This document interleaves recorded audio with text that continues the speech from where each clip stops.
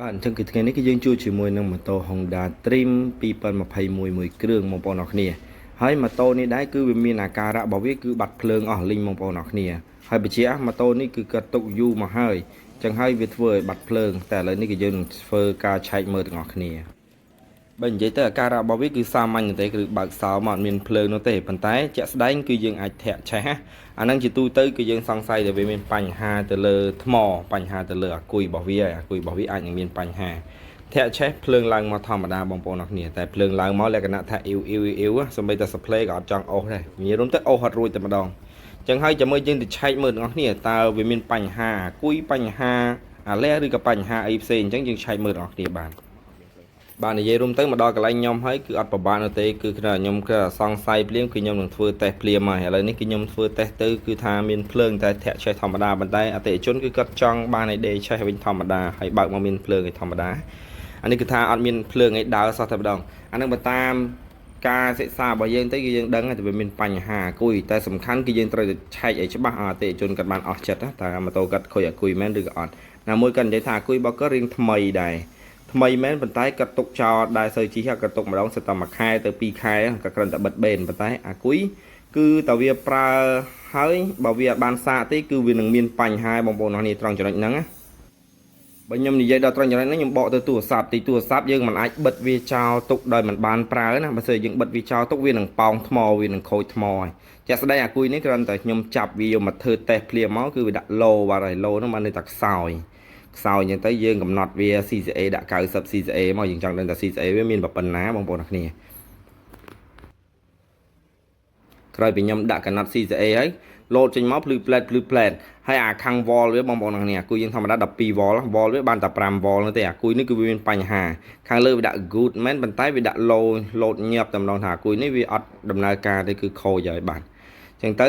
ដើម្បីបញ្ជាក់ឲ្យច្បាស់កាន់តែច្បាស់ទៀតគឺយើងនឹងយកវាទៅកៅជាមួយនឹងឧបករណ៍កៅភ្លើងរបស់យើងបើមិនជាកៅភ្លើងលេងចូលអាគុយនេះគឺសន្មតថាខូចតែម្ដងតែសម្រាប់ wall វាបានតែ5 wall ទេបើកសោមកគឺដឹងតែអត់មានភ្លើងតែម្ដងសំថាឡើយ D សំថាឡើយ display ឬក៏សញ្ញោតិចតួចណាឥឡូវនេះគ្រាន់តែខ្ញុំចាប់ជាមួយនឹងឧបករណ៍កៅចាប់មកធម្មតាឧបករណ៍កៅបើសិនជាអាគុយនៅសល់ភ្លើងខ្លះចាប់វានឹងលោតចេញភ្លើងមកតែអានេះចាប់ទៅល្ងឹតឈឹងតែម្ដងអញ្ចឹងបានថាយើងបើកសោទៅអត់ភ្លឺខ្ញុំសាកដោតសាកជាមួយនឹងភ្លើងរបស់យើងមកដាក់មក full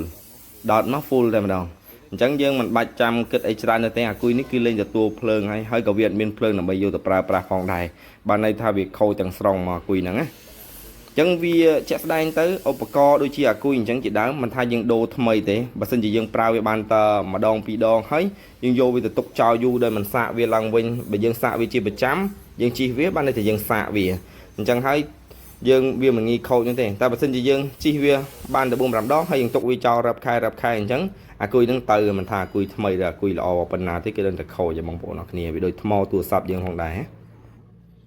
អញ្ចឹងហើយសម្រាប់ខ្ញុំគឺខ្ញុំមិនរងចាំយូរទេខ្ញុំចាប់អាគុយថ្មីមួយគ្រាប់ដាក់អតិជនភ្លាមតែម្ដងអាគុយថ្មីមុននឹងខ្ញុំចាប់មកគឺខ្ញុំបានឆែកមើលអតិជនមើលដែរអតិជនគាត់ឆមើលណែបងប្អូនអរគ្នាបើនេះថាអតិជនគឺគាត់មើលហើយគាត់ទុកចិត្តយើងមែនតើអាគុយថ្មីកម្លាំងវា12 វ៉លតែនេះបើសិនជាភ្លើងវាពេញទៀតអាចដល់13 វ៉លទៅ14 វ៉លហ្នឹងបើសិនជាភ្លើងវាពេញល្អប៉ុន្តែមិនអីទេ CCA វា90ឥឡូវ CCA វាបានឡើង100ជាងអញ្ចឹងវាអូខេហើយអាគុយនេះគ្រាន់តែដាក់ទៅដឹងតែមានភ្លើងបើកដេបច្ចេះបានមកស្រួលតែម្ដងទូទៅអញ្ចឹងនៅពេលដែលខ្ញុំដូរអាគុយថ្មីហើយខ្ញុំមិនសេថ្ងៃខែដែលដូរនៅលើអាគុយនឹងជាស្រាប់តែម្ដងដើម្បីចង់ដឹងថាអតិជនក៏យកទៅប្រើអាយុកាលបានយូរប៉ុណ្ណាខ្ញុំបញ្ជាក់អាគុយនេះគឺពេលដែលខ្ញុំដាក់ហើយគឺខ្ញុំឆែកដេបច្ចេះហើយខ្ញុំវាស់ជាមួយនឹងអូម៉ែតផងដែរតែខ្ញុំអត់បានថតភ្លេចបានថតអញ្ចឹងឥឡូវនេះគឺចាប់ចូលបាត់ទៅហើយបានន័យថាវាអូម៉ែតចង់ដឹងថាភ្លើងវាឡើងអត់នៅពេលដែលយើងមូរ៉ានៅពេលយើងវាឆេះប៉ុន្តែឥឡូវនេះគឺវាអូខេហើយបងប្អូនអរគ្នាបើកមកភ្លើងវាដើរមក direct មកវិញមកដេឆេះធម្មតា display ឬល្អធម្មតាទាំងអស់អញ្ចឹងហើយ